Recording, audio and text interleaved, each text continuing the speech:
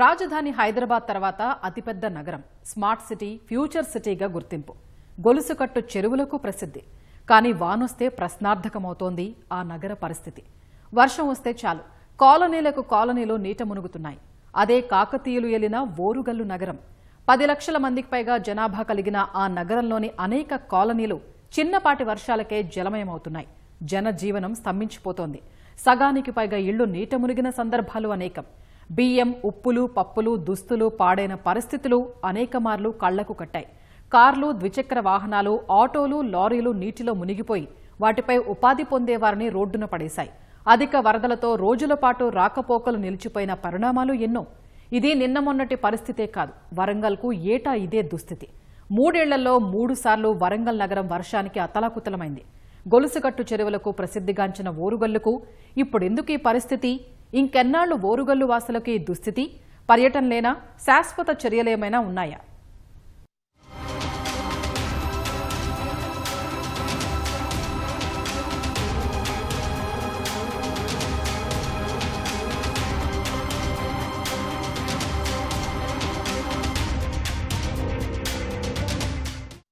నీట మునిగిన గ్రేటర్ వరంగల్ నగరం.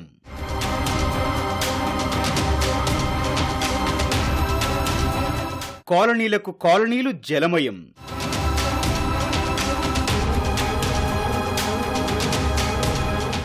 నీట మునుగుతోన్న ఇళ్లు, వరద బాధితులు కన్నీటి పర్యంతం. స్తంభించిపోతున్న రాకపోకలు. ఏళ్లుగా ఇదే కష్టం. మరి కాకతీయ నగరంగా, గొలుసుకట్టు చెరువులకు కేంద్రంగా ప్రసిద్ధి చెందిన రాష్ట్రంలోనే 2వ అతిపెద్ద నగరానికి ఎందుకీ దుస్థితి? వరంగల్ నగరవాసులకు ఎందుకీ వరద భయం? అంటే ఇందుకు ప్రధాన కారణం చెరువుల ఆక్రమణే అనేది నగరవాసుల సమాధానం. అయితే వరంగల్ వరద ముంపుకు గురవటం ఇది మొదటిసారి ఏమీ కాదు. 2022 నుండి ఇప్పటి వరకు 3 పర్యాయాలు వరంగల్ మహానగరము వరద ముంపుకి గురి అయింది. దీనికి ప్రధానంగా మనకి కనిపిస్తున్నటువంటి కారణాలలో మొదటిది వరంగల్ మహానగరంలో డ్రైనేజ్ వ్యవస్థ అస్తవ్యస్తంగా ఉండటం. అదేవిధంగా రెండో కారణంగా నాలాల విస్తరణ జరగకపోవటం, నాలాల ఆక్రమణ జరగటం. మూడో అంశంగా చెరువులు, కుంటలు ఆక్రమణ జరిగింది. ఎఫ్టీఎల్లో శాశ్వత నిర్మాణాలు చేపట్టడంతో పాటు 4వ అంశంగా ప్రభుత్వ యంత్రాంగము, జిల్లా యంత్రాంగము, మున్సిపల్ కార్పొరేషన్ డిజాస్టర్ మేనేజ్మెంట్ వైఫల్యం వల్లనే ఇవాళ వరంగల్ మహానగరము తుఫానుకి విలవిలలాడిపోయిందనేటటువంటి అభిప్రాయాలు వ్యక్తమవుతున్నాయి. ఓరుగల్లు కాదు, బోరుగల్లు. అవును, వర్షం వచ్చిన ప్రతిసారి స్థానికులు బోరున విలపిస్తున్నారు. ఇళ్లల్లోకి వరద నీరు చేరడంతో నరకయాతన అనుభవిస్తున్నారు. స్మార్ట్ సిటీ, ఫ్యూచర్ సిటీగా గుర్తింపు పొందిన ఈ 2వ అతిపెద్ద నగరానిది ఇప్పుడే కాదు, ఎప్పుడూ ఇదే పరిస్థితి. ఈ సమస్య దాదాపు 15 ఏళ్లుగా కొనసాగుతోంది.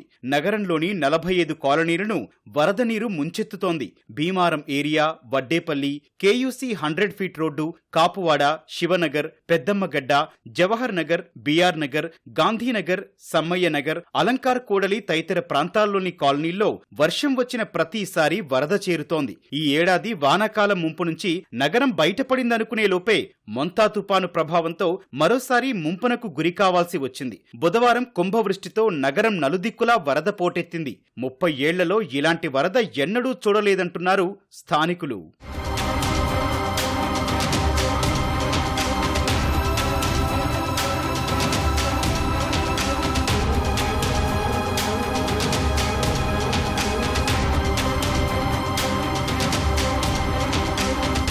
పదిహేనేళ్లుగా 100కు పైగా వరంగల్ నగరానికి ముంపు తప్పడం లేదు. 2021, 2023లో భారీ వరదలొచ్చాయి. ప్రభుత్వ, ప్రైవేటు ఆస్తులకు తీవ్ర ఆస్తి నష్టం వాటిల్లింది. ఏటా వరదలు వస్తున్నా, ప్రజలు ఇబ్బందులు పడుతున్నా గ్రేటర్ వరంగల్ ఆధ్వర్యంలో శాశ్వత పరిష్కారం చూపడం లేదనే విమర్శలున్నాయి. ప్రస్తుతం 12 సెంటీమీటర్ల వర్షపాతం నమోదైనా సరిపడా స్టార్మ్ వాటర్, అంతర్గత డ్రైనేజీల వ్యవస్థ ఉంది. అంతకు మించి పడితే ఇబ్బందేనని విశ్లేషకులు అంటున్నారు. హనుమకొండ చుట్టూ పై భాగంలో దాదాపు ఒక 7-8 గ్రామాల యొక్క పడుబాటంతా కూడా ఈ భద్రకాళి చెరువు మీదకి వెళ్ళి పోవాలి. కాబట్టి భద్రకాళి చెరువు మీద కూడా ఏం చేసారు వీళ్ళు గత 10-15 ఏళ్ల నుంచి, ముఖ్యంగా టీఆర్ఎస్ గవర్నమెంట్ ఫామ్ అయిన కాంచి 100 కోట్ల రూపాయలు వచ్చినటువంటి వాటిని ఆడ ట్యాంక్ బండని కట్టి భద్రకాళి చెరువు చుట్టూ కూడా చిన్న నాలా తీసి ఆ నీళ్ళన్నిటి పైనుంచి వచ్చేటువంటి 7-8 గ్రామాల నీళ్లను దాదాపు ఒక 25-30 కుంటల నీళ్లను కూడా డైవర్ట్ చేయడం జరిగింది. కానీ డైవర్ట్ చేసి దానికి కావలసినంత కాలువలు తీయలేకపోయారు. కాబట్టి ఈ సడన్గా వచ్చినటువంటి ప్రవాహాన్ని ఆ చిన్న చిన్న కాలువలు అబ్జర్వ్ చేసుకోలేకపోయినాయి. భద్రకాళి చెరువులో కూడా కొన్ని నిర్మాణాలు చేశారు. అవి నీళ్లు సీదా వెళ్ళిపోకుండా వాళ్ళు చేసేటువంటి కట్టడాలు ఏదైతే గేట్లు కట్టినారో ఆ గేట్ల నుంచి నీళ్ళు కూడా సరిగా స్పీడ్గా పోకపోవడం జరిగింది. ఇదంతా కూడా జరిగినది ఏంటంటే గత 15-20 సంవత్సరాల నుంచి వరంగల్ హనుమకొండ చుట్టూ ఉన్నటువంటి నాళాలను చాలా వరకు ఇరుకైన నాళాలుగా మార్చేసిండ్రు. రియల్ ఎస్టేట్ వాళ్ళు కావచ్చు, లేక రాజకీయ నాయకుల యొక్క ప్రోద్బలంతో కొంతమంది ఆ నాళాలను తగ్గించుకుంటూ ఇండ్లు కట్టడం జరిగింది. కాబట్టి ఒక కనీసం 150 నుంచి 200 ఫీట్ల వెడల్పు నాలా తయారు చేస్తే తప్ప భద్రకాళి చుట్టూ నుంచి వచ్చే నీళ్ళన్నీ అందులో నుంచి పోని పరిస్థితి. ఇలా వర్షాలొచ్చిన ప్రతిసారి అనేక కాలనీలు నీట మునుగుతున్నాయి. దీనికి కాకతీయుల నాటి గొలుసుకట్టు చెరువులు ఆక్రమణకు గురవుతుండడం ప్రధాన కారణం. గొలుసుకట్టు కాలువల్ని రియల్టర్లు అడ్డంగా ఆక్రమించడంతో వరద నీరు ఇళ్లను ముంచేస్తోంది. ఉన్న కొద్దిపాటి నాలాలు కూడా కుదించుకుపోతున్నాయి. వాటిపై అక్రమ నిర్మాణాలు వెలుస్తున్నా అధికారులు పట్టించుకోకపోవడం మరో కారణంగా చెప్పొచ్చు. వరంగల్ నగరం మధ్యలోని భద్రకాళి చెరువు శిఖం భూముల్లో అక్రమ కట్టడాలు వెలిశాయి. జలాశయం కుచించుకుపోవడంతో ఆ నీరంతా వరద రూపంలో అక్కడ వెలిసిన నివాసాలను ముంచెత్తుతోంది. హనుమకొండలోని ముంపు ప్రాంతాలు ఒకప్పటి పంట పొలాలు, శిఖం భూములే. ఇదే విషయం రెవెన్యూ రికార్డుల్లోనూ ఉంది. శిఖం భూములు ప్లాట్లుగా, పంట పొలాలు నివాస స్థలాలుగా మారిపోవడంతో చిన్నపాటి వర్షానికే నగరం మునిగిపోతోంది. వరంగల్ అర్బన్ ప్రాంతంలో ఒకటి వడ్డేపల్లి చెరువు, తర్వాత గోపాల్పూర్ చెరువు, తర్వాత భద్రకాళి చెరువు, ఈ 3 చెరువులు ప్రధానంగా అక్కడ ఉండేటువంటి పరిస్థితి. అయితే వాటి సామర్థ్యం అంటే నీటి నిల్వ సామర్థ్యం ఎక్కువ లేకపోవడం ద్వారా చుట్టుపక్కల గ్రామాలలో, చుట్టుపక్కల ప్రాంతాల నుండి వచ్చే నీరంతా ఇక్కడికి చేరుకునేటువంటి పరిస్థితి. నీటి సామర్థ్యం గనక ఆ చెరువులలో నీటి సామర్థ్యం పెంపు గనక పెంచినట్టయితే కొంతమేరకు ప్రజలకు ఇబ్బందులు కలగకుండా ఉండే అవకాశం ఉంటుంది. దానితో పాటు ప్రధానంగా లోతట్టు ప్రాంతాలను గుర్తించి ఆ ప్రాంతాలకు జరిగేటువంటి నష్టాన్ని ముందుగానే అధికారులు చేపట్టాల్సి ఉంటుంది. కానీ అది చేయలేకపోతున్నారు. చెరువుల శిఖం భూముల్లో అక్రమ కట్టడాలు వెలుస్తున్నా, నాలాలు కుచించుకుపోతున్నా కబ్జాలను అరికట్టాల్సిన పురపాలక, రెవెన్యూ, నీటిపారుదల శాఖ అధికారులు అంటీ ముట్టనట్లుగా వ్యవహరిస్తున్నారని ఆరోపణలున్నాయి. 3 ఏళ్లలో 3 సార్లు వరంగల్ నగరం వర్షానికి అతలాకుతలమైన శాశ్వత వరద నివారణ ప్రణాళిక రూపొందించలేకపోయారని స్థానికులు ఆరోపిస్తున్నారు. నాలాల వెంట ఉన్న కూల్చివేతల ప్రక్రియ 3 నాళ్ల ముచ్చటగా మారింది. వరద అవుట్ఫ్లో కాలువ సామర్థ్యం ఇన్ఫ్లో సామర్థ్యం కన్నా అతి తక్కువగా ఉండడం, కాలువలన్నీ ఆక్రమణలతో వరంగల్ నగరం చిన్న వర్షానికే అకస్మాత్తుగా వరద ముప్పును ఎదుర్కొంటోంది. 2017లోనే చెరువుల పరిరక్షణ కమిటీ వేసి చెరువుల హద్దులు, బఫర్ జోన్లను నిర్ణయించాల్సి ఉన్నా ఒక్కసారి సమావేశంతోనే ఇది సరిపెట్టడంతో ఆక్రమణలకు అడ్డు లేకుండా పోయింది. చర్యలు చేపట్టిన అధికారులు నగరంలో 45 లోతట్టు కాలనీలను గుర్తించారు. అందులో DK Nagar, NNR Nagar, BR Nagar, hunter road, NTR Nagar, Gayatri Nagar, Sainagar, Santoshimata colony, Ramannapet BC colony, OS Nagar, MH Nagar, weavers colony, Tummalakunta, Pothanagar, Rangampet, Saraswati colony, Peddammagadda, diesel colony తదితర ప్రాంతాలున్నాయి. కానీ సమస్య పరిష్కారానికి చర్యలు తీసుకున్నారా అంటే లేదనే సమాధానమే వినిపిస్తోంది. అయితే ముంపు సమస్యలు తీరుస్తామన్న ప్రభుత్వాల మాటలు 3 నాళ్ల ముచ్చటగానే మిగులుతున్నాయి.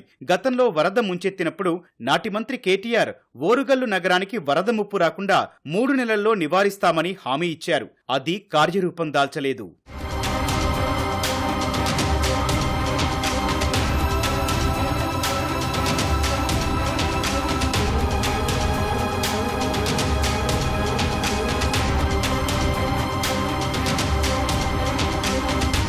అధికారంలో ఉన్న కాంగ్రెస్ ప్రభుత్వం సైతం వరంగల్కు వరద ముప్పు తప్పిస్తామని, అందుకు కావాల్సిన చర్యలు చేపడతామని ప్రకటించింది. గతంలో వరదలొచ్చినప్పుడు సచివాలయంలో సమీక్షా సమావేశం నిర్వహించిన మంత్రి పొంగులేటి శ్రీనివాసరెడ్డి వరద నీరు సాఫీగా వెళ్లేలా నాలాల విస్తరణకు ప్రత్యేక కార్యాచరణ అమలు చేయాలని అధికారులను ఆదేశించారు. డిజాస్టర్ రెస్పాన్స్ ఫోర్స్ DRF ను బలోపేతం చేయాలన్నారు.